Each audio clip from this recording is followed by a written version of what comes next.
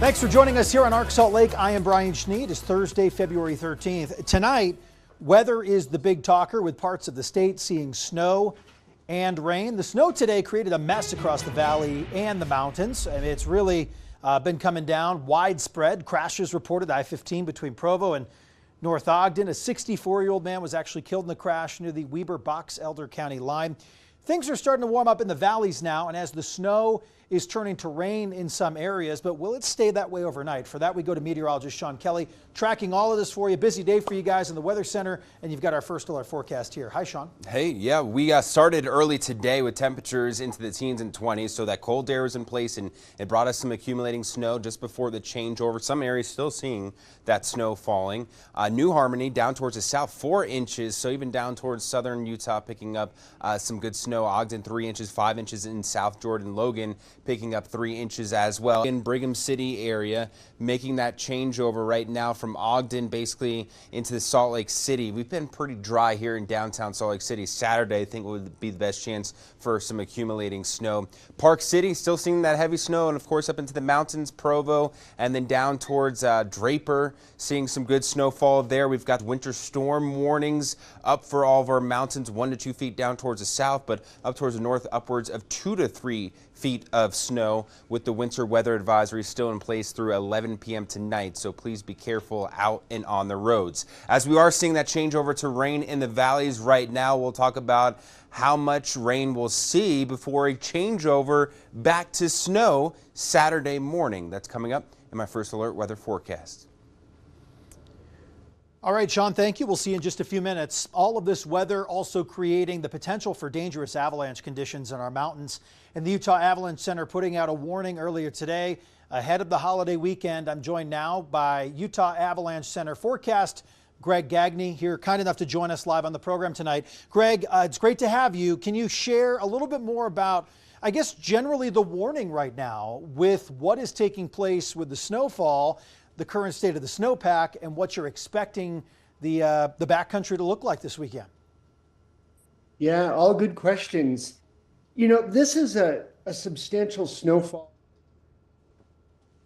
and we'd be having an elevated avalanche danger with expecting 2 to 3, maybe even 4 feet of snow in some places. But we have such a weak snowpack, a pre-existing snowpack. We've had issues pretty much since mid-December, and sadly, we've had 4 fatalities statewide. So the current snowpack is very weak. It has a really poor structure, and it's not going to be able to put much more of a load on top. And while you just heard the weather forecast, we're going to be putting a load on top. So we're expecting a lot of heavy, dense snow, strong winds, and maybe 2 to 3 feet of snow by later Saturday. What we care about in the avalanche world is not so much how many inches of snow, but how many inches of water. And we're looking at possibly putting 3 and 4 inches of water on the snowpack. That's a huge load. So expecting widespread avalanche danger. We've been at considerable danger today, which means human-triggered avalanches are likely. We're expecting to be high tomorrow and through the weekend. And by then we're saying pretty much avalanche is going to be certain. The avalanches that do happen, we're expecting they're going to be breaking down 1, 2, 3 feet deep, possibly deeper, hundreds of feet wide. This all depends upon the weather forecast, of course. If this storm doesn't pan out, we won't have the widespread avalanche activity we're expecting, but we're feeling pretty confident about this storm so far. So yeah, we put out a warning, and we'll just wait and see, and just asking people to be careful if they choose to enter the backcountry this weekend. Greg, I know people want to get out there. They want to get the goods. And even when there's a moderate or considerable avalanche danger rating like there was this morning, and then, of course, things progressing as the afternoon rolled on and over to the evening hours, where things are likely changing, at least according to Drew's forecast that I'm reading here while we're talking right now. Have most of the fatalities that we've had this year, have they occurred during high avalanche warning days, or were these right in line with people taking rolling the dice on a considerable or maybe a moderate day in terms of the rating scale? The majority of avalanche fatalities occur when there's a considerable avalanche danger. And kind of is just human nature. When we have a high or extreme avalanche danger, people listen to it and they make really cautious decisions. So we have fewer avalanche accidents when we have a high avalanche danger or an extreme avalanche danger. The tricky thing is when we have a moderate or a considerable avalanche danger. And yeah, the 4 fatalities, they occurred on days when there was a considerable avalanche. So kind of follows the pattern of the avalanche accidents happening when the danger is rated as considerable. Are we expecting when we wake up tomorrow, for example, and people check the forecast, whether it's Logan, Ogden, the Uintas, Salt Lake, Provo, maybe even the Skyline, are we expecting maybe a high danger for tomorrow? We're not getting into maybe the Black Rose, I imagine, at this point. We saw that, I think, what was it, a little bit last year, but really a lot the year before. Is this a statewide increase in terms of your forecast at this point? Yeah, we're expecting this to be statewide from the Skyline northward. You make the call about the avalanche danger in the morning. So I'm forecasting tomorrow morning. So at 4 a.m., I'll be looking at the weather, what's happened overnight, the wind, how much snow fell, as well as the weather forecast. And I'll make the call tomorrow morning, but I typically go to bed the night before with a thought in mind, and right now I'm expecting to be at a high avalanche danger tomorrow. Greg, when you look at the year that we've had so far, there was a lot of activity late December, a really interesting January to say at the very least in terms of not getting a lot of the goods. And then bam, here comes February, and we're known for great snow typically in February, finally getting a good amount of snow all at once. How are you summarizing the year to date here, given your experience in this realm, looking at kind of the history of where we are in Utah? But what comes to mind when you think of this season so far? We've had some unfortunate incidents, but also not a lot of snow to go along with it. Yeah, exactly. And that's the key point you just said. We actually haven't had a lot of snow. And that's been the problem, is that we had some snow in early November, then again in mid-November, and then again in mid-December and late December. And in between those periods, we would go 10 days, 2 weeks without any snow. And when that happens, the existing snow on the ground is exposed to the clear sky, so it weakens. We call it faceted snow. You look at it under a microscope or magnifying glass, it looks like diamonds. As the consistency of sugar or sea salt, if you will. So it's loose, unconsolidated. And when we put a new load of snow on top, we've been getting avalanches. So it's kind of like trying to build a house on a foundation of sand. So it's been those periods where we get some snow, a long period of no snow, we get some snow, a long period of no snow. And we've just been in this cycle of just not getting enough consistent snowfall this winter. Usually early season through December, we're used to this. And the population that uses the backcountry is typically pretty patient, waiting through December into January. But once you hit February, people seem to be thinking, our typical mindset is, well, by then we have a deep enough, a strong enough snowpack, and we're not going to have this persistent avalanche problem. That hasn't happened this year. So we're going a little bit later into the season with an elevated avalanche and a routinely elevated avalanche danger. And we'll see what happens this weekend. In the end, I'm rooting for 4 feet of snow. As I know where we are. We'll see how that turns out. But that will help us in the end, because we're going to be putting this huge load of snow. We're going to be getting a lot of avalanches, but it will ultimately strengthen and help heal our snowpack. So I hope that we can go into the second half of February and into March and April, which actually is we're entering the snowiest period of the season. Mid-February through March is actually the snowiest portion of our winter season in the mountains. So I'm hoping that with a big load of snow on top of it, and fingers crossed that we can finally put these persistent weaknesses that we've been dealing with since early December, that we can put those to bed. But we'll just have to see what happens with the storm. Greg, I appreciate your time. Thanks for joining us tonight here on the program before you write the forecast for tomorrow. So thanks for doing this, and hopefully we can catch up soon. Thank you so much. I appreciate the opportunity. Be safe. Again, that message, be safe, and read those forecasts tomorrow at avalanchecenter.org if you're thinking about heading out. Coming up on Arc Salt Lake, a 14-year-old Utah boy sharing his survival story after spending 21 hours alone in the mountains.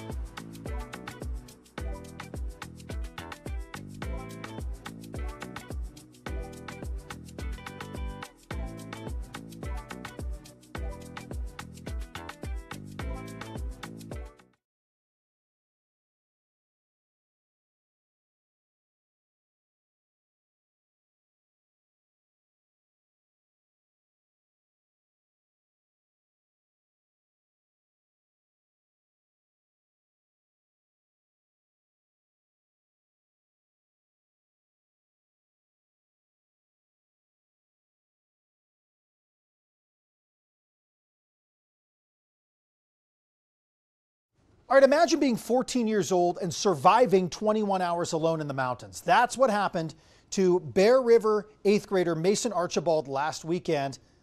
Here to tell his story. He survived the night with negative 15-degree temperatures, and earlier this week, our Heidi Hatch caught up with Mason and his mom Mindy to share their story. Take a listen. So when did you realize that you'd lost your group and got a little nervous? Did it take a while, or were you having fun and you're like, wow, this is the best day, and then all of a sudden realized, oh no, where is everyone? Yeah, just right after, just a few seconds after that happened, I was like, oh shoot, and I started freaking out and I cried and stuff and I prayed a whole bunch. I would cry too. So that was around lunchtime. And then they didn't find you till the next morning. So it gets to be lunchtime. Did you start driving around and try to find them, or did you do the stay in one place and hope they'd find you? So I kind of drove around because I knew I don't think I was that far from them. So I went up and over the hill, and then I went to the side of this mountain, and it was on a slant. So the snowmobile was like, it's pretty heavy. So it kind of like, I knew if I would have gone any further, it would have tipped or something. So I just stopped it and laid it there, and then I started just to walk. So that's pretty smart, obviously. Did you have a lesson in how to use a snowmobile and like that it was heavy, or was that just something you kind of figured out on your own? Well, they do kind of look heavy too, Yeah. But yeah, so I just kind of both. Okay, so you started walking around, still couldn't find anyone. When it started to get late and the sun started to set, were you back at the snowmobile, or had you wandered away from it? I wandered away, and I didn't know where it was after. Did that make you more nervous? Yeah, it was just crazy how far I went. I didn't even know like how far I was from the snowmobile. I didn't know where I was. There were just trees everywhere. Mom, when did you find out that he was missing? Did they call immediately, or was Dad like, okay, let's not call Mom, let's search and not freak her out at first? Yeah, you kind of put the right words there. I guess he went missing around noon, and one of the members from their party called me around 5, in between 5 and 6, and said that he had been missing since noon, and that they had search and rescue called. So they had looked for him for about 45 minutes on their own, and then a blizzard came through, and my husband said, we've got to call search and rescue right now, and that's when the search began. What did you do to try to stay warm? Because it was -15. That's crazy cold. Yeah. So what I did is I just patted down the snow, and that's kind of just where I slept, and I kind of tossed and turned, and I kind of kicked my feet to keep the blood flowing, because I'm thinking like, man, I ain't getting frostbite, dude. I got to play baseball. And, I said a whole bunch of prayers too. What were you praying for to happen? Just so I prayed ask Heavenly Father and to help me, get through it and stuff like that. In the morning, I woke up at a good around 8 or 9, and I just heard this snowmobile, and it actually seemed like pretty close, and I'm like, help! And I just kept yelling like, help! And then it sounded like it kept getting closer, and this dude came down the mountain, and then he saw me, and he came up to me and stuff, and and had a nice conversation. Jace Roberts, he's a good dude, and he found he found me and his other dude. And did he hear you screaming help, or did he just eventually see you? I think it might have been both. I don't know, but yeah, he saw him. He saw him. He had gone off into an area where they hadn't had any trackers yet, and it was actually right where his dad kind of thought maybe he would be, and he told them, and it was 15 or 20 minutes that they had entered, and they had gone and found him. Wow. But they were just volunteers and people we know from our town that found him. Well, it's just an incredible story, and there's so much more to this story as well. You can see Heidi's full interview with Mason and Mindy on our KUTV YouTube page. Let's talk weather now. I'm curious as to what's going on in Bluffdale there, actually, Redwood Road and Porter Rockwell Boulevard, because we got some blinkies out there. Oh, yeah. As is the case. A lot of traffic, a lot of people, snow-covered roads. Downtown Salt Lake really just gets a little bit, and then it all kind of went away. Right, yeah, we saw a little bit of we got dry slotted, right, with the Ochre Mountains in the way, south-southwest flow. That's not really our favored flow. It's northwest will have a better chance for snow, and that arrives on Saturday. So that's when I think we can maybe see a coating to 2 inches here in Salt Lake City. But yes, up and down the Wasatch Front, we're into the 30s, slowly getting above freezing in many spots. It's getting gusty out there, 25 to 30 mile per hour winds. Could see some 30 to 40, 45 mile per hour wind gusts through the overnight, especially back out towards the west. It's these winds out of the south that will continue to warm up the temperatures quite a bit. Look at all this moisture out towards the west coast. This atmospheric river, all this moisture has to continue to push eastward, and eventually we have to get through. We got through kind of the first part, but it's still impacting much of the state right now. Still dealing with some steady snow from Tremonton into Logan, back out towards Park Valley, Brigham City, and into the Ogden area and southward. Already starting to see that change over here across the valley floors, and now including the Draper area back out towards Tooele. But some of those higher elevation valleys still seeing some of that snow. You'll get that changeover in the next hour or so. Still that snow rainy mix into Provo area, and then some steady snow to Park City and Heber. Wider look here showing plenty of activity down towards the south and east from Moab into Monticello, heading towards Grand Junction, and then some scattered on and off rain and snow showers from Richfield down southward into Cedar City and St. George. St. George, by the way, you finally ended your dry streak. Over 75 days without any rain or snow. That came to an end today.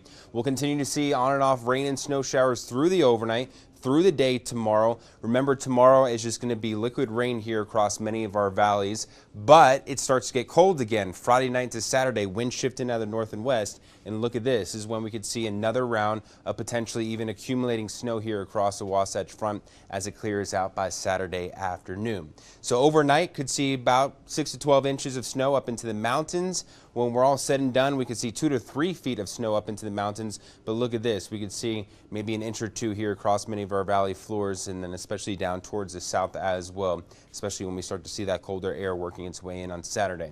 So St. George, we've got temperatures into the 50s, drying out as we head into the weekend. President's Day nearing 60 degrees, 60-degree weather for next week as well. Along the Wasatch Front, we've got first alert weather days for tomorrow and Saturday. Colder for Saturday with that snow as well. We start to warm things back up into Sunday with that rain and another storm for President's Day. That could linger on and bring us maybe a few scattered snow showers into Tuesday with another storm on Thursday. We'll be right back.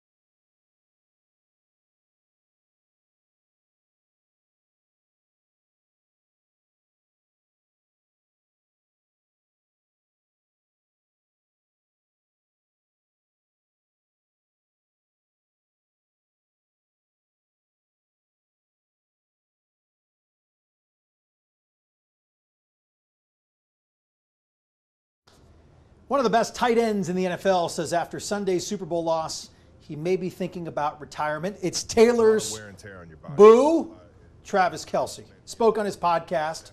A lot of people listen to this with his brother. He spoke about the toll football has taken on his body. Yeah, 35. He says he needs to decide if he's still motivated and whether it's the best decision for him as a human and as a man.